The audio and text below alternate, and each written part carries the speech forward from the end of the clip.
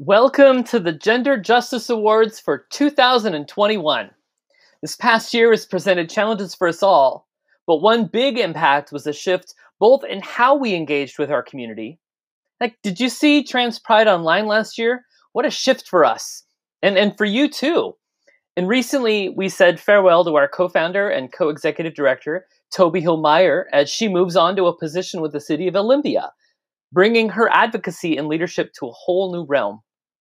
This evening, we're going to try and keep this as brief as possible. But with me as MC, I guess anything can happen. It's too bad we didn't add a laugh track to this, right, Amy? So tonight, I will introduce some clips. We'll have some relevant links for you to click on. And we invite you to reach out and learn more about our award-winning recipients and the work that they're doing. In our 9th year, we've impacted thousands of people across Washington state, and we're not done yet. Even though we temporarily shuttered our office last fall, we're still helping clients and fighting against injustice across the state, whatever form it takes. Before we get too far in, I want to thank Traction for sponsoring tonight's awards. Traction brought you some amazing content last year at Trans Pride, producing with us our weekend workshops. You got to check out their work. As a special celebratory move, Traction is going to match up to $500 from any donations received tonight. Every donated dollar up to $500 will also be matched by Gender Justice League, and then split up amongst our awardees as a token of our appreciation for their powerful leadership. So, you can just head over to our page on Fundraise, or you can head over to genderjusticeleague.org/donate, and you can click the link below that I think Amy's provided. Back to our show. So this is our 6th awards show, and we're certainly missing the amazing catering from That Black Girl Cooks and seeing our friends and supporters in the audience. In the meantime, we've recognized that over the years, the leadership in our community has grown immensely. It's a challenge to recognize just a small handful of folks each year when the people stepping up to the challenges our communities face every day are multiplying much faster than we can keep up.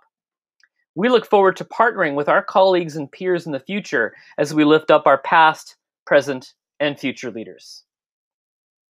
I should mention that all of our recipients will receive a cool, star-shaped Gender Justice Award trophy and a cash award that you are going to help them receive tonight. Okay, let's get ready for our first award, the Youth Justice Award. If you've never met our awardee, then you're in for a treat. By the end of this clip, you'll see why she was selected by the community for a Youth Justice Award. I present to you Veondre Mitchell. Now, hang on to your hats. This clip starts with a singing sensation.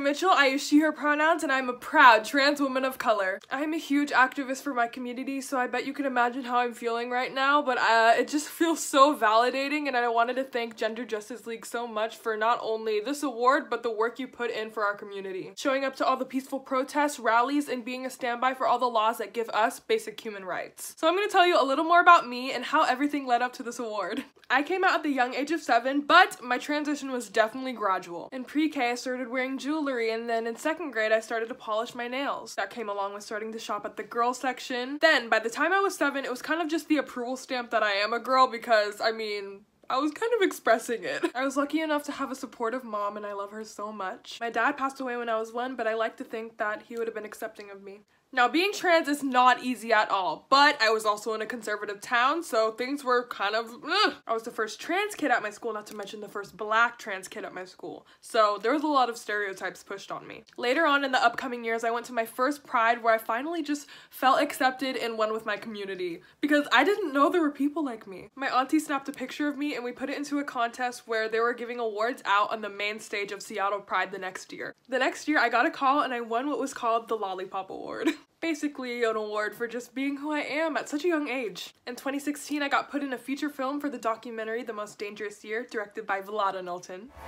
Trans women are women too! Trans women are women too! They need to be just Became the first trans cheerleader at my middle school. Started doing a lot of public singing within my community.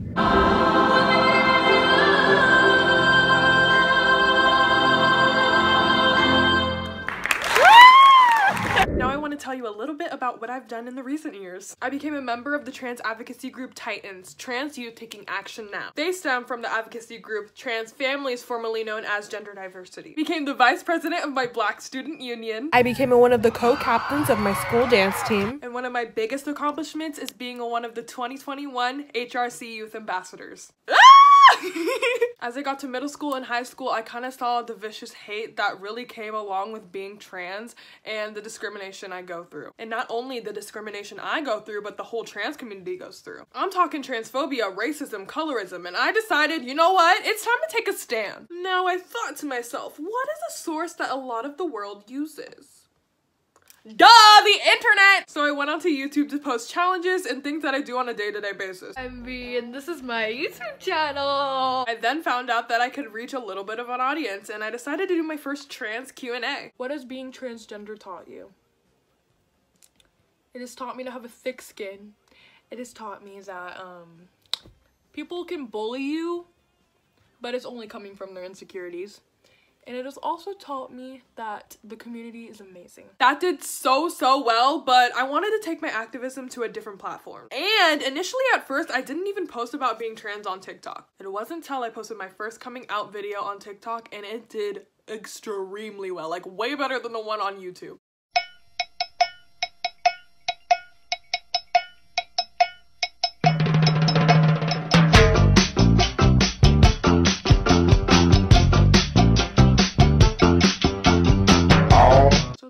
Like, oh, well, maybe I could take the activism on here. And that is what I did! Now, every day I talk about the injustices that I go through, the Black trans community goes through, and the trans community goes through in general. I proudly stand here with 2 million followers, and that is a big influence. Can I go to the washroom, please?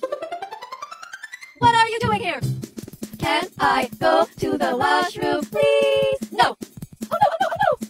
I'm just kidding. You can go. Thank you, thank you, thank you. I also wanted to let you know that I'm here. I'm here for you. I stand for you. And I will not stop fighting my fight until we get the justice we need. Black trans women are killed way too much. The rates are way too high and it needs to stop. So until that's gone, my fight does not stop. So that's a little bit about me and what I do with my activism, and I hope you enjoyed my story. Ooh, that sounded good.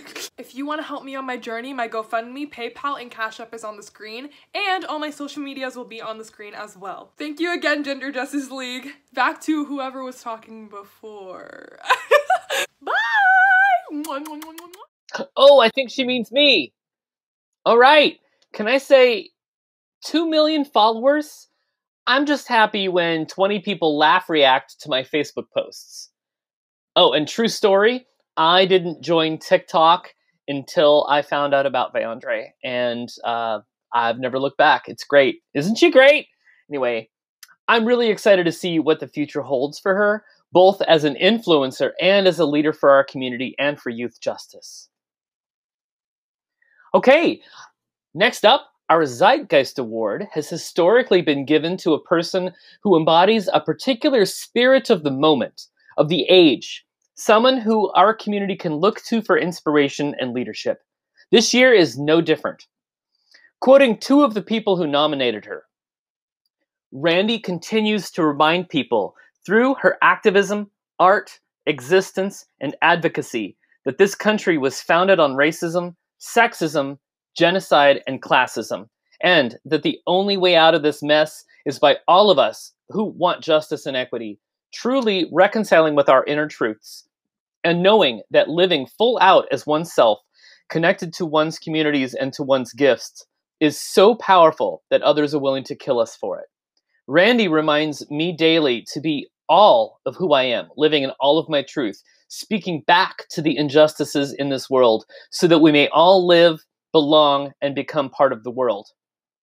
And simply this: the world doesn't deserve Randy Ford, but here she is.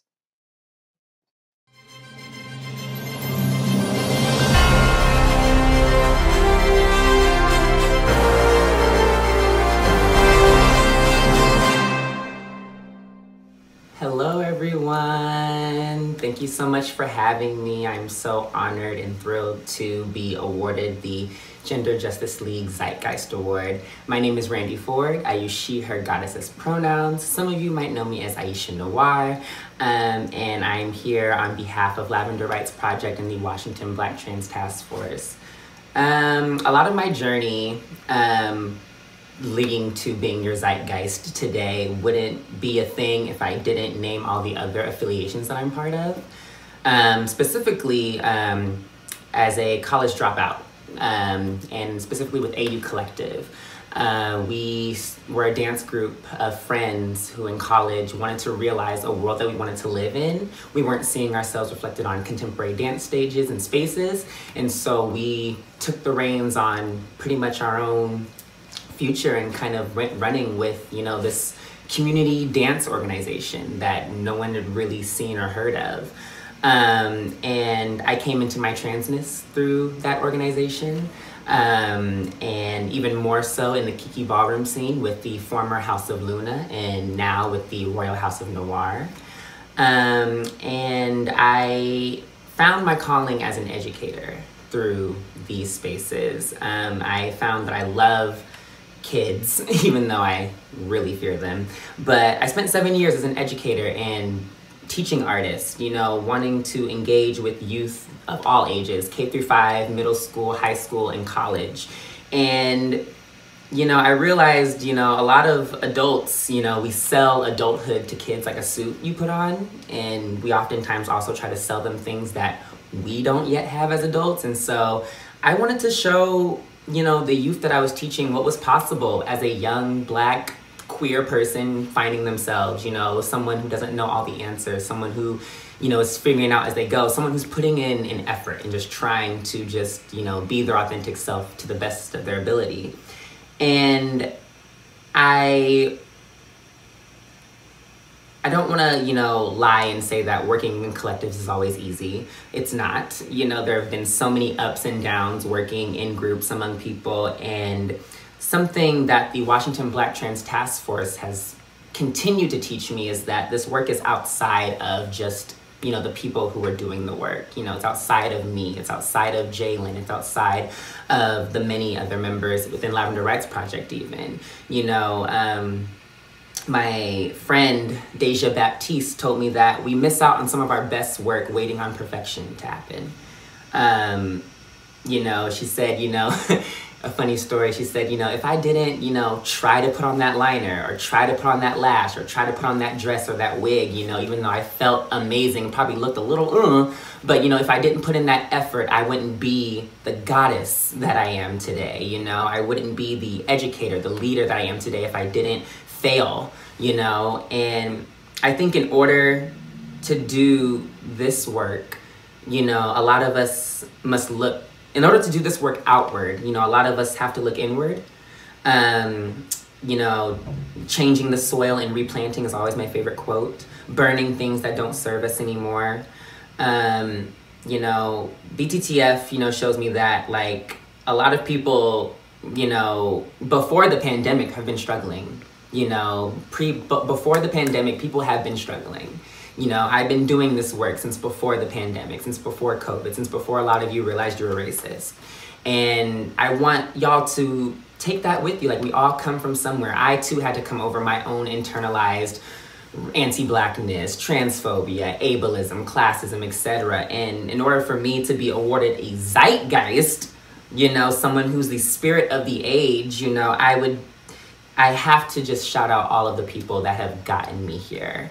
So thank you so much to AU Collective. Thank you so much to House of Luna and the Royal House of Noir. Thank you so much to the Black Boys cast. Thank you so much to my incredible roommate. Thank you so much to even those corrupt nonprofits that I had to work for, you know, as a teaching artist, and that I will definitely not speak their name today. So I just thank all of you. Thank you so, so much. I think we all can be a zeitgeist. It doesn't have to be just one person. You know, I realized last year that I've been the superhero I've wanted to see this entire time. And I hope that y'all we can be our own heroes. We can be that savior we're looking for. We can do that internal work so that we can continue to do it, work outward. Because last year, y'all, that burnout was quick. Like quicker than the hottest match. And so I just hope that, you know, for those that look up to me, know that I'm not perfect, know that I am learning as I go, know that I try my best to do my internal work so that I can be this zeitgeist for you. So thank you so much, Gender Justice League, so much for this incredible honor. I had no idea that this was coming my way this year. And let's let 2020 be the last year that we wait for somebody to help us. Thank you. Randy, Goddess, thank you again for your deep inspiration, your passion for art and storytelling, and for standing up for something larger than us all. You are our zeitgeist. Okay, next up, congratulations to our Youth Organization Award recipient, PizzaKlatch. PizzaKlatch is a force to be reckoned with in Thurston County. Prior to the pandemic, they'd grown an after-school pizza hangout into a service providing lunchtime support to LGBTQ+ youth across 14 high schools and a middle school, and hundreds of students. I will let their staff member, El Sanchez at PizzaKlatch, tell you the rest.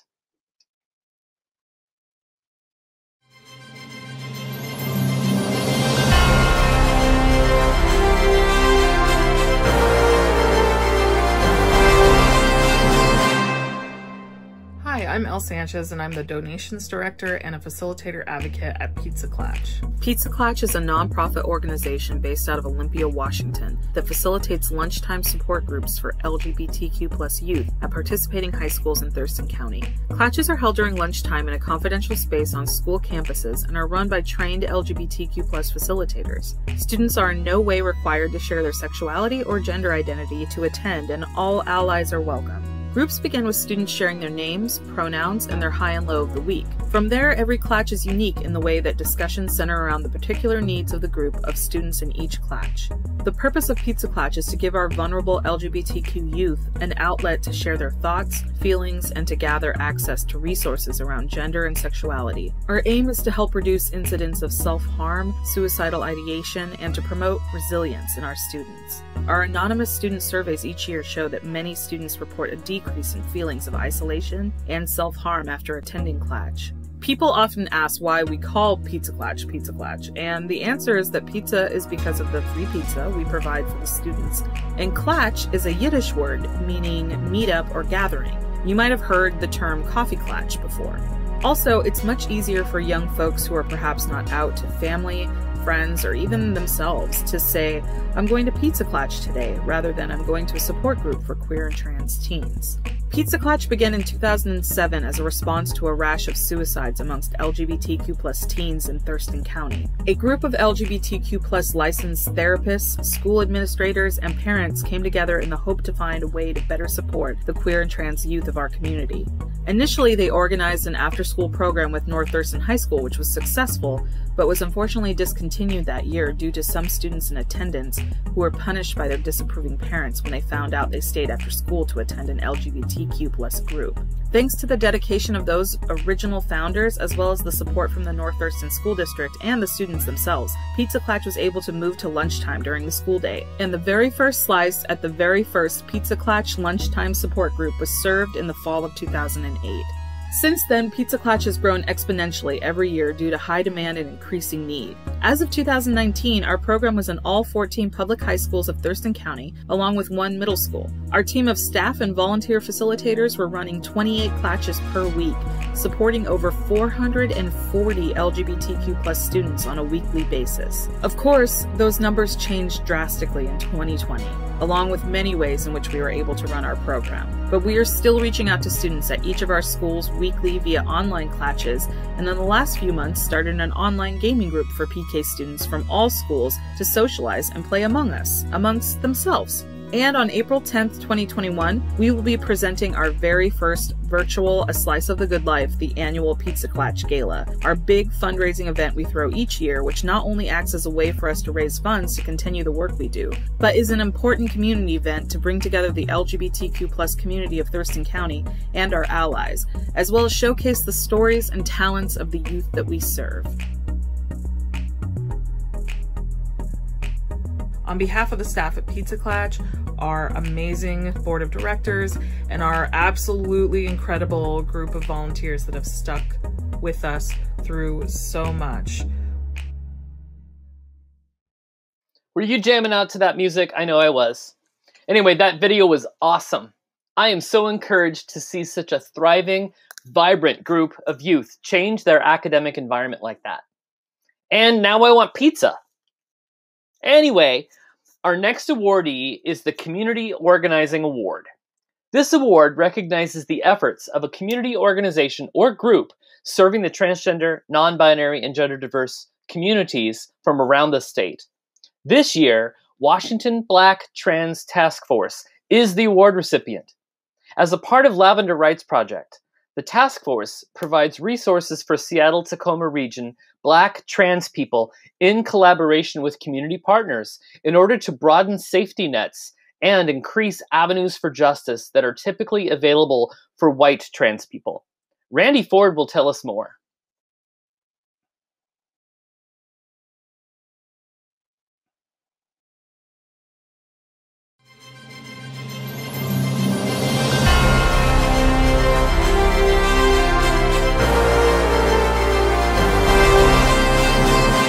Hi, Gender Justice League. Thank you so much for having us. My name is Randy Ford. I use she, her, goddess as pronouns. I'm on the social media team, the housing committee, and on the grant writing team for the Washington Black Trans Task Force. Hey, my name is Nicole Lynn Perry. My pronouns are she, her, and I'm part of the housing committee as well as our communications team. Hi, I'm Renee Giroux, they and she pronouns. I'm part of the Black Trans Task Force on the social media and direct services teams. Hi, I'm Ganesha Gold Buffalo of LRP, Lavender Rights Project, BTTF, Black Trans Task Force, as a community liaison.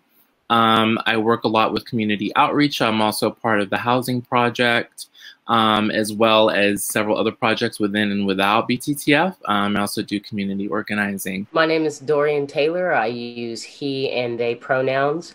I am part of the Black Trans Task Force and give support to incarcerated persons. Hi everyone, I'm Michaela. I use they, them pronouns, and I'm a social worker who supports the Black Trans Task Force, and I support in communications, grant writing, and direct service.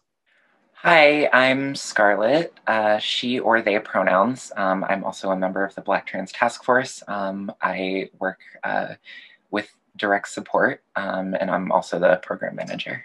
Hi, I'm Jalen Scott, she, her pronouns. I'm the executive director of Lavender Rights Project, which is the host of this program, the Washington Black Trans Task Force. We just wanted to say thank you so much for honoring us with the Community Organizing Award. It has been such a year for us. And so some of us are going to go through and share with you what we love about BTTF and what our hopes and dreams are for the future. For me, BTTF means taking care of our community. It's one where we can go out and we can reach those who are part of our community and make sure that they're taken care of. And part of my hopes and dreams this year involve establishing housing for our community so that we can make things safer for them as well as ourselves. I am so honored to be a part of BTTF, Black Trans Task Force, as one of the liaisons and organizing with the task force for so long now, and to be receiving this award means so much for our organization, but also for some of the individuals that are part of the organization who are receiving their own accolades within this award, or within this award system. I think this is a beautiful award for how it centers around community organizing and how it centers around specifically trans folks and queer folks in our community, which are our main priority as Black Trans Task Force. We're heavily focused primarily on Black trans women, Black Indigenous trans women and femmes. And I think that this is only a beginning to the evolution of our work, and to be receiving something so early in that I feel like that we are, even though we've been running over a year now, to be receiving something like this early in feels like such a blessing on the rest of our evolution as an organization and the work that we can continue to do together. But thank you. Thank you. Thank you. My hopes and dreams are for a future where every Black trans person is safe, well-fed, housed, liberated, and we never have to worry for each other again. Being a part of the Black Trans Task Force to me means being a part of community and helping bring the voices of those incarcerated to the outside, and showing their humanity and decriminalizing the work that Black trans people have to do to exist in our society. And that's some of my hopes for the Black Trans Task Force in the future. This group has been powerful in the tackling of disrupting violence against Black trans women and femmes, looking at a holistic approach of how to protect folk, including Lavender Rights Project as a whole, tied in with the Black Trans Task Force, since we are one organization, one group of employees, and we have one mission, which is the protection of LGBTQ folks in general, but very specifically the disruption of violence against Black trans women and femmes. So my hope is that we continue to do this work, that we grow, that all aspects of Lavender Rights Project, including the Black Trans Task Force, continues this work of centering on the needs of Black trans women and femmes. Thank you so much for this award. We are honored. The entire organization, Lavender Rights Project, is honored, and our leaders at Lavender Rights Project, the Washington Black Trans Task Force, we are all honored. Thank you. I'm really, really moved by what the Washington Black Trans Task Force has already accomplished in such a short time. They are an organization to watch and to follow their lead. I know that I'm as a leader at Gender Justice League, I've been really privileged and honored to have partnered with them, even in the few ways that we have so far, and I'm looking forward to the future. Our next award is the Health Justice Award, and I will tell you that instead of a video, I'm going to be sharing some information, and I just realized that they don't get a really amazing intro piece to that, so I'm going to do a little bit right now. Da, da, da, da, da, da, da, da, da, da, da, da, da. Okay, I realize I think that's the Back to the Future theme, so I'm going to stop now. All right, Mattie Mooney is the co-founder of the Trans Women of Color Solidarity Network and a fierce trans healthcare advocate for the state. They've been working at obtaining and maintaining equitable access to healthcare for people for about 5 years as a full-time job. Mattie acknowledges that healthcare is one of those fundamental things that impacts everything for trans folks: economic stability, housing, safety, and more. They see their work as one of the many ways they take care of themselves and their community at the same time. Mattie shared with us Someone once told me that in the trans community, everyone has a job. Some folks are mothers and caretakers. Some folks are listeners, healers. Some folks provide housing, food, harm reduction. Some are entertainers who heal community with joy, love, and social safety. Healthcare and making sure our community is supported is my job, and it will always be something I feel called to do. Yes. Mattie and the folks they have worked with closely in our community provided something beyond necessary in doing this work. They and their colleagues gave us hope. So much of our lives as trans people contain bits and pieces of broken healthcare promises from our providers and insurers. Promises that Mattie has pledged to hold them to. Mattie, we present to you the Health Justice Award. Thank you.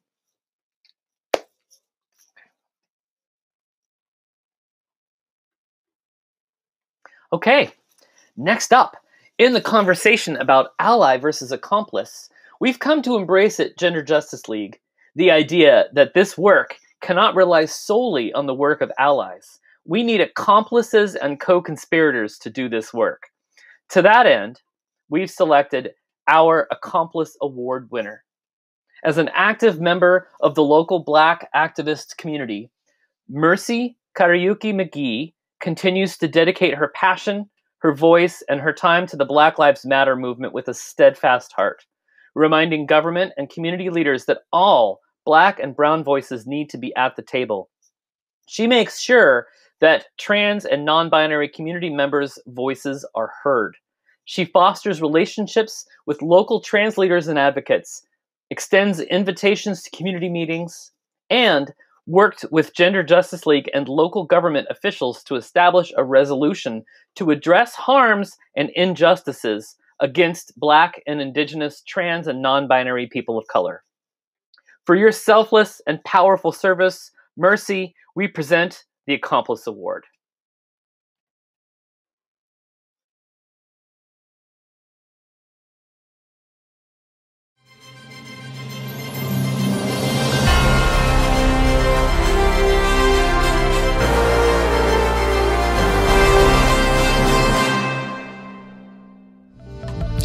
Hello and thank you so much. My name is Mercy Kariuki-McGee. I am a local activist in Olympia, Washington, and I am really humbled to be selected for the Gender Justice Award. I know how much this work means in our community and in the world, and the whole world. I know what gender justice have been doing here to transform and change the views of our transgender community. My work really started in the summer of 2020. Not that I wasn't really involved before, but I fully immersed myself into the activism after the death of George Floyd in the summer of 2020, when I realized that it is time for us to speak up. And it was time for the Black and brown people to come together and raise awareness of the oppression that the Black people have felt in this country for a long, long time. And during the summer of 2020, I had so many mixed feelings. I was feeling the urgency, and I was looking for people to work with, and I found Gender Justice, and we started working together. We passed a resolution on transgender, Black transgender, especially women in our community through the City Council of Olympia. I've worked with so many other activists in our community to bring voices of those who are mostly marginalized. I am the founder of Amplified Voices of Olympia, which is a young nonprofit organization that works to bring issues about race to those who are elected to make decisions, to educate people about things that we need to do to remove systematic racism in our community, and as well as working issues of education, criminal justice, healthcare, house-based community, ensure that Black and brown people have access to land, and as well as healthy food, as well as creating policies that protect Black farmers as well. The work that we have all been doing here in this community is so much needed, and it's not the work that can be done by one person. It's work that requires a whole community to come together to create the change that's needed. And I found exactly that. There's a lot of energy here. There's a lot of organizing in this community, and there's quite a lot of work to be done, and especially creating a better public safety. In the social justice movement, there's never an end. Once you start, you don't stop. You just have to keep going, because there's a need to create a space where human beings can coexist and human beings can live together without feeling any sort of fear. The last year has been really tough, and more so for a lot of people, and more so for the Black and brown people. We have had to live in a lot of fear. We have to come to a realization that unless we work as a community, we can't remove systematic racism, and we cannot change how people are treated because of their gender orientation, because of their race, because of their ethnicity, because of the language they speak, because of their color. It really is going to take the whole community to be able to understand that we need to make some changes, and that's where I found my true calling is trying to work with the whole community to find that voice, to find people who share the same beliefs like I do, to find people who want to make change in our community, to find people who are willing to fight to the end. And I'm truly honored to be able to work with gender justice, because that's truly who they are and that's what they believe in. When they pick one issue, they go with it to the end, and they make sure that it's done well. I know that there's so many other people in this community who would feel the same way that I do. And I'm very lucky to be able to work with you all, and I'm very happy to collaborate with you, and I'm looking forward to working with you in many, many other ways that we can organize, educate, and reach out to those who are really affected by systematic racism. So thank you so much for this honor. I look forward to more ways we can collaborate, and I welcome you to my space, Haki Farmers Collective. Come work with us. Let's create the space that everybody feels welcome. Thank you so much.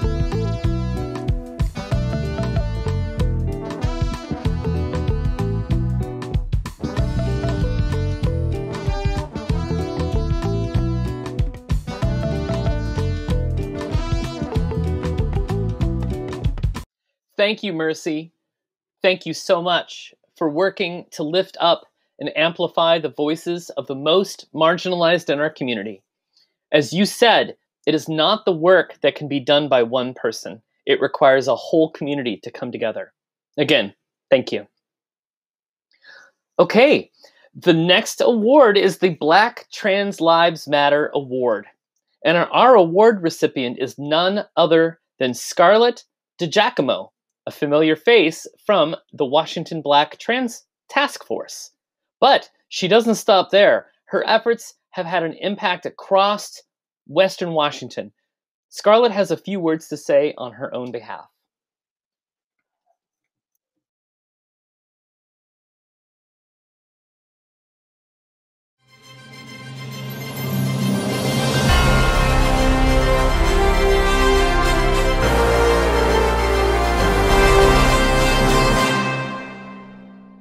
Hi, I'm Scarlett DGiacomo. I use she and her or they and them pronouns.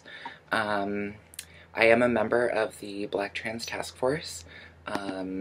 With the Black Trans Task Force, I mostly work with the direct services. So that means like folks who need cash assistance or need direction to resources. Also in this past year, I worked with HeartSpark Press on the Hugs Food Pantry, where we delivered food from the Thurston County Food Bank to trans folks around Thurston County. I know we've helped a lot of folks through the Black Trans Task Force. In the last year, we have like maybe a list of like 50 or 60 folks that we've provided direct support to. We also just recently got some additional funding via a grant where we're able to pay some folks rent for about 6 months, so that's pretty exciting. We are working on a housing project that would be specifically for Black trans folks in South King County. It would also include wraparound services, so those direct support services that we already do, as well as like in-house job training, food skill building, so like people who maybe need help figuring out what to shop for, how to make those things. Yeah, I want to say thank you for the recognition. I think doing this work, I have almost a hard time being recognized for it because it feels like, well, this is what you're supposed to do. So accepting an award, I don't know, it feels weird, but it means a lot to me to be recognized. So I wouldn't have been able to get anywhere if it weren't for other organizations when I came out like a decade ago who helped me, either got me funds when I needed them, helped me to find doctors, that sort of thing. So it kind of feels like because I benefited from this work, it's important for me to then do that work for the rest of my community. My hopes and dreams for the trans community as a whole, I mean, it's all wrapped up with my work with the Black Trans Task Force. I want to see Black trans people housed. I want to see them fed. I want to see them safe. I think that for me, I was pretty much stagnating until I got myself into stable housing. Like nothing really came together until I was housed, and not housed without fear of losing my housing. That was when I was able to sort of build myself up into being able to do work for the rest of the community. I just want to say again, thank you so much to Gender Justice League for recognizing the work that not just me as an individual, but working with the Black Trans Task Force and other Black trans-led organizations. Oh, Scarlett, oh, that was such a powerful thing to see. I appreciate that so much. As Scarlett would say, the work in front of us, it feels like this is what we are supposed to do. For centering a part of our community that is often marginalized and invisibilized, we offer up this award. Thank you again. Okay. The Longevity Award at Gender Justice League goes to Katherine Blake. If you've ever had need to call the Trans Lifeline, you may have spoken to Katherine, who has logged thousands of calls with the organization, as well as founding her own local organization, Trans Matters Now. Katherine's going to share a few words with us.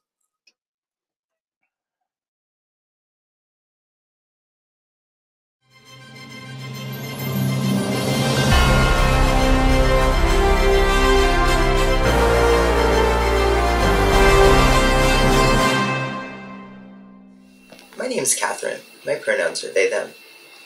I'm the Director of Operations and co-creator of Trans Matters Now. We're a transmedia platform, jobs board, and outreach founded in Seattle. I was the very first Trans Lifeline hotline staff operator to be hired.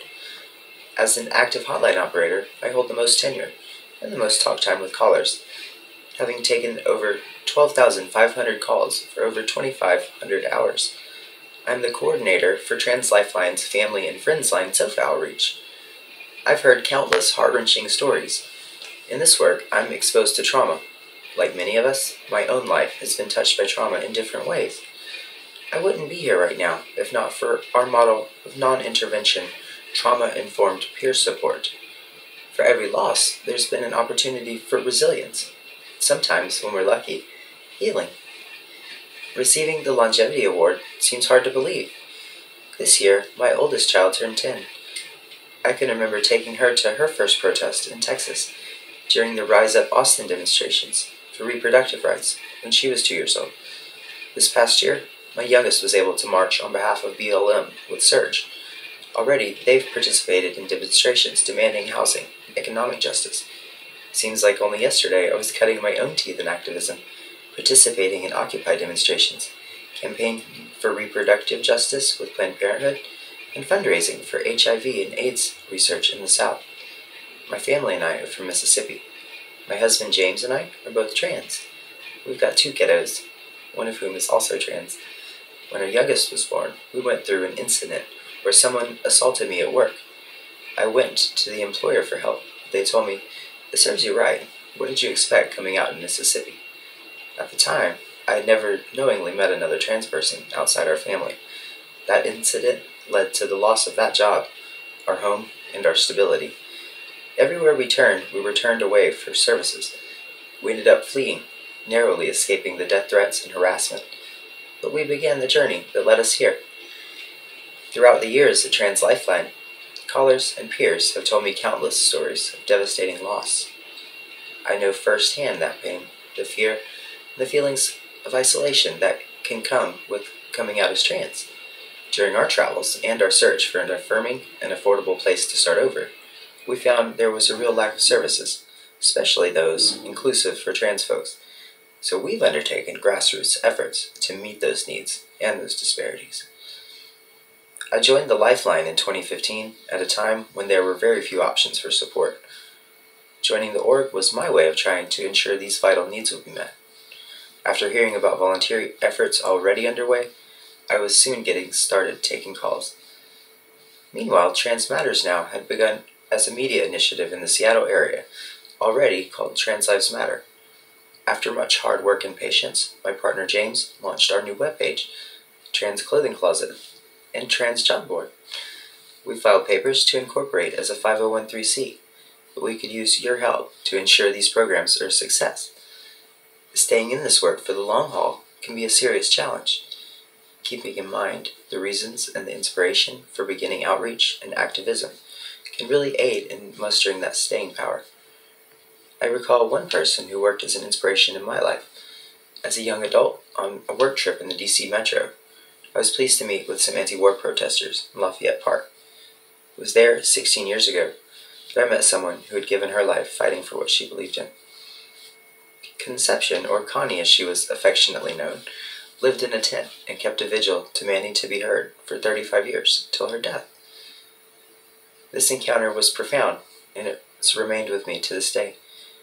She inspired me to my own form of vigil, demonstration, to lead by example.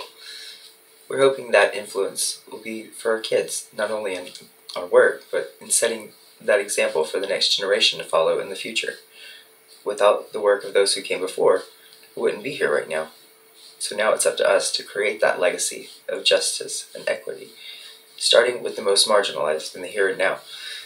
That's why I'm doing this work. That's what keeps me going. I'm grateful for this opportunity to open my heart and serve this community. I hold on to that, as well as the reasons I originally got involved in outreach, because as a trans person living a life in proximity to trauma, time flies, and 10 years of outreach seems like the blink of an eye. Wow. Resilience is the word that comes to mind when I hear her story. Thank you, Katherine. Okay, our final award of the night is the Power Award. This award is given to someone who embodies the drive to overcome everything in their path, to succeed, especially when the odds are against them. Tonight, this award goes to Sherae Lascelles, a leader involved in community, business, and politics. We don't have video tonight from Sherae, so I will share words spoken by our very own Toby Hill-Meyer about them. Sherae has been a part of founding both the POC Swap, POC Swap, otherwise known as the POC Sex Workers Outreach Project, and the Greenlight Project, engaging in advocacy and direct support for sex workers. They passionately fight to represent people who have been kept out of decision-making. They ran for an appointment to City Council in 2019, and last year they ran for state representative against the former Speaker of the House, Frank Chop. While they didn't win those campaigns, Sherae embodies the spirit of commitment and tenacity, and we have only just begun to see their leadership in our community. Thank you, Sherae. We're honored to stand with you. Okay, thank you all for joining us tonight, for hanging with us online, for enduring a few of my antics, and it's our least favorite way to hold award shows, but we appreciate you being here. If you're still here, we're grateful for your support. Speaking of support, if you have the opportunity and the means, please do donate to us at our fundraise link, or you can always donate through our website at genderjusticeleague.org/donate. Each of our award recipients tonight will receive a cash amount from us, but you get to help increase that amount through your donations. We deeply appreciate the community who nominated their peers and leaders. This event is a reflection of who and what our community and our future holds. We owe so much to you all. Thank you to our award winners for your courage, leadership, and passion. And finally, I'd like to once again thank Traction for helping us make tonight's awards possible. As a reminder, Traction will be matching up to $500 in donations, as will Gender Justice League. Please donate to support our award winners. Good night, everyone.